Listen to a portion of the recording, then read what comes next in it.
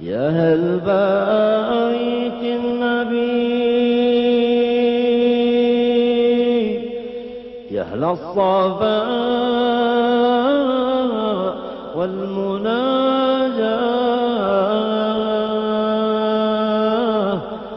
بخيت من حبكم يظفر بما قد تمنى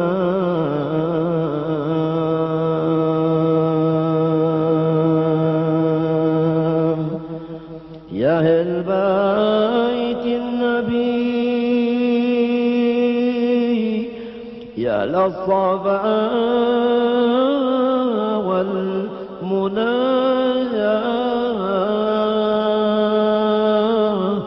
بخيت من حبكم. الحمد لله رب العالمين على مظاهر الخير التي يبديها وفواضل الجود التي يسديها وأعلام الهدى التي ينشرها وبركة الاتصال بنبيه التي يظهرها، ونسأله الصلاة والسلام في كل آن على حبيبه سيد الأكوان، وأن يبارك لإخواننا في القيام بجلسة الاثنين في شربون لخدمة دعوة الأمين المأمون وربط القلوب بالحق الحي الذي يقول للشيء كن فيكون، من يعلم ما يسرون وما يعلنون. وفقهم الله وجعل فيها خيرات كثيرات وعطايا وفيرات ومنح غزيرات ومنافع لجميع الحاضرين والسامعين، وبركات تشمل البلد وأهلها والأمة أجمعين في اتباع للمصطفى واقتداء بالسلف الصالحين، والحمد لله رب العالمين. يا هنا يا هنا بالشفاعة من المختار في يوم القيامة.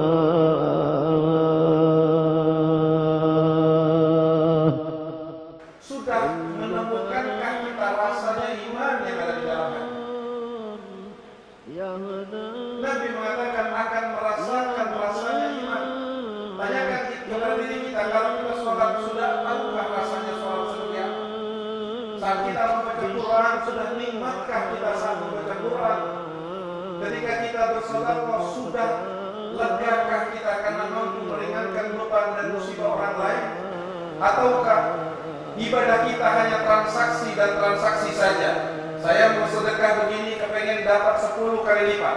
Saya sholat kepengen pekerjaan saya meningkat. Saya melakukan puasa agar hajat saya terkabul. Jika seandainya keislaman kita baru hanya pada batasan transaksi dengan Allah Subhanahu wa Ta'ala untuk kepentingan-kepentingan pribadi, belum pernah terlintas di dalam hati kita, atau kita memohon kepada Allah, ya Allah, dengan sholatku ini berikan kekhusyuan di dalam hatiku saat beribadah kepadamu. Dengan sedekahku ini jadikan antara hati kami dengan kaum muslimin saling cinta antara satu dengan yang lain. Dengan puasaku ini jadikanlah hawa nafsuku terkendali dan tidak liar, sehingga aku lebih mengutamakan engkau dan nabimu daripada yang lain. Pernahkah kita meniatkan di dalam ibadah kita nilai-nilai mulia seperti ini? Ataukah tahun demi tahun, hari demi hari, setiap kali kita beribadah kepada Allah, yang kita inginkan dari ibadah kita adalah hal-hal yang sifatnya duniawi, yang sifatnya cash di dunia, sementara kita lupa bahwa sesungguhnya kita akan hidup nanti di dalam kehidupan abadi yang jika dikonversi 1 tahun saja waktu di hari, 1 hari saja waktu di akhirat seperti 1000 tahun, maka ketahuilah yang berumur 65 tahun jika dikonversikan dengan waktu akhirat 1 hari seperti 1000 tahun, yang berumur 65 tahun di dunia ibarat orang hidup di akhirat hanya 1,5 jam saja.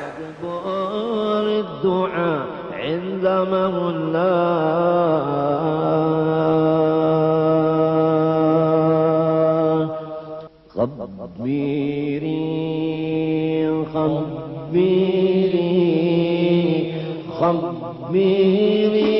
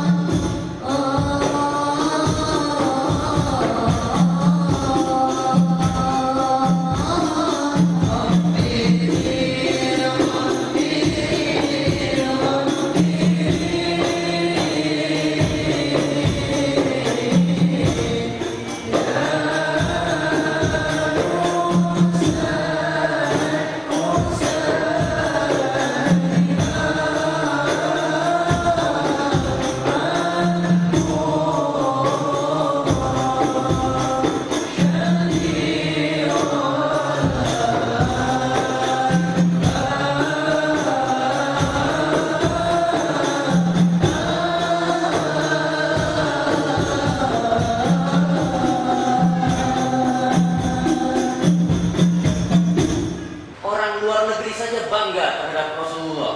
Allahumma sholli alaihi. Kalau Anda pernah baca, ada seorang dari United States of America namanya Michael Hart. Dia adalah seorang penulis buku 100 tokoh terkemuka di dunia. Dan tokoh yang dia nobatkan sebagai tokoh yang pertama adalah Rasulullah SAW. Michael Hart itu bukan pemeluk agama Islam. Dia adalah seorang Nasrani. Tetapi dia menempatkan Nabi Isa alaihissalam itu pada urutan kelima. Sementara Nabi Muhammad SAW ditempatkan sebagai urutan pertama. Ini merupakan bukti bahwa orang luar negeri saja bangga dengan Rasulullah.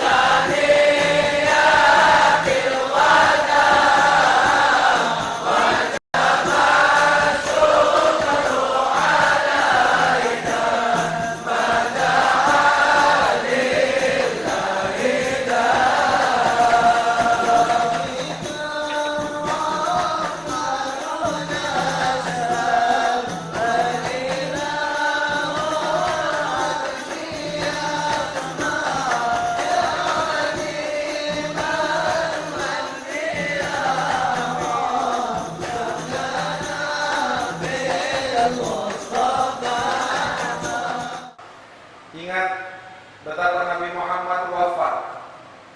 Nabi Muhammad junjungan kita wafat dengan baju besi yang digadaikan kepada seorang Yahudi untuk berhutang dan meminjam beberapa sok daripada gandum yang untuk beliau makan. Pengertiannya apa?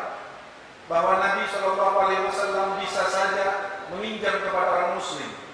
Nabi bisa saja bahkan tidak meminjam dan mengatakan kepada sahabatnya, aku lapar dan aku butuh makan, maka rumah Nabi akan penuh dengan makanan dikirim oleh para sahabatnya. Jangankan cuma makanan, saudara-saudara, nyawa para sahabatnya akan diberikan dengan murah untuk Nabi Muhammad. Tetapi apa yang terjadi dengan Rasul kita, dengan junjungan kita, bahwa beliau wafat sementara baju besinya, baju untuk berperangnya, berada di salah satu tangan seorang Yahudi yang dijadikan gadaian Nabi Muhammad saat beliau berhutang. Artinya apa? Ini adalah pesan dari Rasul SAW kepada siapapun di muka bumi ini, selama dia adalah manusia, Bani Adam, dan tidak memiliki permusuhan dengan kita, maka tahanlah tangan kita, tahanlah mulut kita, tahanlah senjata kita, agar jangan sampai melukai dan menyakiti orang, sementara kita merasa bahwa ini adalah Islam, sementara sesungguhnya Allah dan Rasulnya tidak ridho kepada. Jika kepada non-muslim kita diharapkan untuk bersopan santun, bermuamalah dengan baik, bagaimana dengan sesama orang muslim? Yang terjadi di negara-negara tersebut adalah perkara-perkara sepele tadinya. Yang satu menganggap lebih benar daripada yang lain, berkembang dan sekarang mereka bermimpi pun tidak bisa untuk bisa kembali kepada negara yang tentram, negara yang aman, negara yang mampu memberikan pekerjaan, negara yang mampu memberikan makanan kepada mereka setiap hari 3 kali, dan mereka hanya menyesal sekarang. Seakan-akan mereka di sana mengatakan kepada negara muslim terbesar Indonesia bahwa jagalah negerimu, sadarlah dan dewasalah di dalam beragama, jangan mau diadu domba, jangan mau diaduk oleh pihak ketiga, di mana ketika kita sudah berantem satu sama lain, maka mereka yang tepuk tangan dan mereka yang akan tertawa. Na'udzubillahi min dzalik. Tertawanya mereka adalah tangisan Sayyidina Muhammad. Tertawanya mereka adalah kesedihan buat Nabi Muhammad. Tertawanya mereka adalah rasa kecewa di hati Sayyidina Muhammad. Maka hadirin rahimakumullah, kita tidak akan menangiskan Nabi Muhammad demi siapapun. Kita tidak akan memberikan kesedihan kepada Nabi Muhammad untuk siapapun, dan kita tidak akan pernah mengecewakan Sayyidina Muhammad SAW dengan alasan apapun. Sehingga para hadirin, mari kita kembali kepada Islam kita yang telah dibawa oleh para salafun saleh. Islam yang dibawa oleh ahli sunnah wal jamaah. Islam yang dibawa oleh para wali-wali 9 dan dilanjutkan oleh para alim ulama kita, kiai kita, habaib kita, ajengan kita, sehingga kemudian terciptalah suasana yang sangat nyaman, suasana yang ramah dan tamah, suasana yang sangat baik untuk kita hidup di dalamnya, dari mulai ujung Indonesia Barat sampai ujung Indonesia Timur, bahkan Nusantara yang meliputi Filipina, yang meliputi Malaysia, dan negara-negara yang kemudian berpisah, dan kita menjadi negara Indonesia ini. Kenapa sekian abad kita tenang? Bukan tidak ada perselisihan dahulu, tidak. Dari dahulu perselisihan itu ada. Dari dahulu ikhtilaf antar mazhab itu ada. Dari zaman dahulu pendapat-pendapat kaum muslimin saling berselisih antara satu dengan yang lain. Tetapi hebatnya guru-guru kita dan hebatnya pendidikan mereka kepada kaum muslimin pada saat itu, biarpun mereka berselisih di dalam dalil, tetapi hati mereka, dada mereka, tangan mereka tidak akan mampu diporak-porandakan oleh perselisihan dalil dan sebagainya. Karena para wali-wali sana itu, para ulama-ulama kita, yang ditanamkan kepada mereka bukan hanya amaliyah zahir, tetapi yang ditanamkan kepada mereka adalah rasa di dalam agama ini. Kita kadang-kadang sering lupa bahwa sesungguhnya di dalam Al-Quran bukan hanya sholat yang dibahas, bukan hanya zakat sekian persennya, bukan hanya masalah haji dan rukun-rukunnya, serta puasa pada bulan-bulan tertentunya, tetapi sesungguhnya di dalam Al-Quran banyak sekali Allah Subhanahu wa Ta'ala berbicara tentang rasa. Bagaimana Allah dalam satu ayat mengatakan, ala bidzikrillahi tatmainnul qulub. Ingat, dengan berzikir kepada Allah hatimu akan menjadi tenang. Tenangnya hati tidak bisa dilihat para hadirin, tetapi tenangnya hati itu adalah rasa. Di dalam ayat lain Allah Subhanahu wa Ta'ala berfirman, wa man a'rada an dzikri fa inna lahu ma'isyatan dhanka wa nahsyuruhu yaumal qiyamati a'ma ila akhir ayat. Barang siapa yang berpaling dari mengingat aku, maka dadanya akan merasa sempit, kehidupannya akan merasa sempit. Yang dikatakan oleh Allah dalam hal ini adalah rasa. Dalam zikir adalah rasa, dalam iman adalah rasa. Dan ini yang mulai dilupakan oleh kaum muslimin, bahwa orang merasa hebat Islamnya kalau sudah memiliki dan memahami tentang masalah-masalah dan dalil, padahal itu hanya baru kulit luarnya saja. Dengarkan sabda Nabi Muhammad SAW saat beliau bersabda, diriwayatkan dari Abul Fadl Abbas bin Abdul Muttalib radhiyallahu anhu annahu qala Rasulullah sallallahu alaihi wasallam, dzaqa ta'mal iman. Dengar apa kata Nabimu? Dzaqa ta'mal iman, akan merasakan rasanya iman. Lalu tanyakan kepada diri kita sekarang yang mengaku umat Nabi Muhammad, yang mengaku sudah soleh, yang mengaku sudah istiqomah melakukan sholat berjamaah, yang mengaku telah dengan hampir sempurna mengerjakan sunnah Nabi, sudah menemukankah kita rasanya iman yang ada di dalam hati? Nabi mengatakan akan merasakan rasanya iman. Tanyakan kepada diri kita, kalau kita sholat, sudah tahukah rasanya sholat seperti apa? Saat kita membaca Quran, sudah nikmatkah kita saat membaca Quran? Ketika kita bersedekah, sudah legakah kita karena mampu meringankan beban dan musibah orang lain? Ataukah ibadah kita hanya transaksi dan transaksi saja? Saya mau sedekah begini, kepengen dapat 10 kali lipat. Saya sholat, kepengen pekerjaan saya meningkat. Saya melakukan puasa agar hajat saya terkabul. Jika seandainya keislaman kita baru hanya pada batasan transaksi dengan Allah Subhanahu wa Ta'ala untuk kepentingan-kepentingan pribadi, belum pernah terlintas di dalam hati kita, atau kita memohon kepada Allah, ya Allah, dengan sholatku ini berikan kekhusyuan di dalam hatiku saat beribadah kepadamu. Dengan sedekahku ini jadikan antara hati kami dengan kaum muslimin saling cinta antara satu dengan yang lain.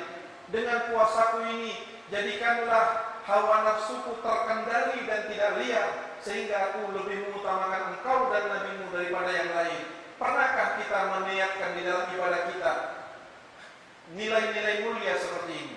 Ataukah tahun demi tahun, hari demi hari, setiap kali kita beribadah kepada Allah, yang kita inginkan dari ibadah kita adalah hal-hal yang sifatnya duniawi, yang sifatnya cash di dunia, sementara kita lupa bahwa sesungguhnya kita akan hidup nanti di dalam kehidupan abadi yang jika dikonversi 1 tahun saja waktu di hari, 1 hari saja waktu di akhirat seperti 1000 tahun, maka ketahuilah yang berumur 65 tahun jika dikonversikan dengan waktu akhirat 1 hari seperti 1000 tahun, yang berumur 65 tahun di dunia ibarat orang hidup di akhirat hanya 1,5 jam saja.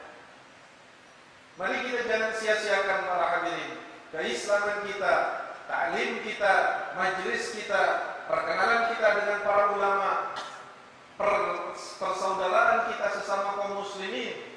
Kita gali nilai-nilainya agar supaya kita bukan hanya sekedar dohirnya saja, dalilnya saja, sehingga kalau seandainya Islam kita hanya pada batasan itu, insya Allah sangat mudah bagi musuh-musuh Allah, musuh-musuh agama untuk mengadu domba antara kita dengan yang lainnya.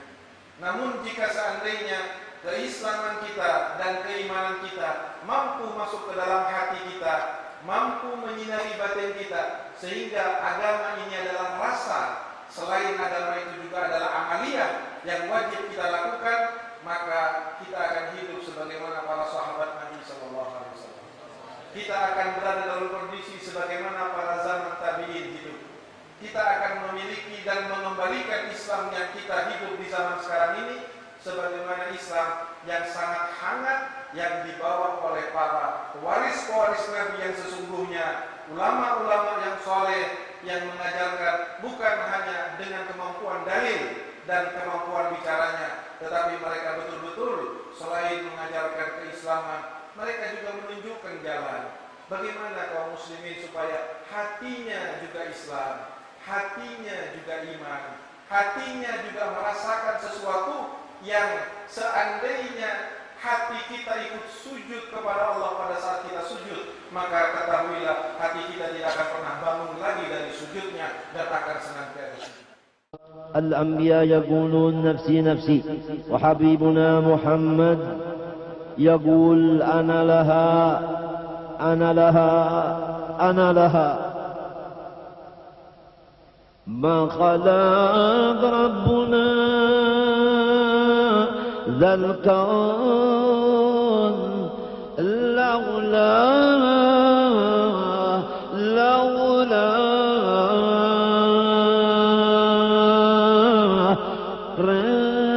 في المدينة يعتكف في مصلى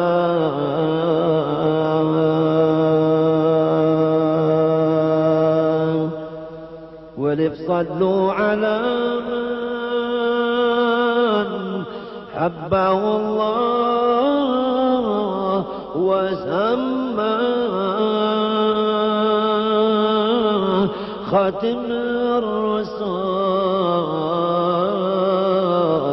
من علمه علمه وأسماه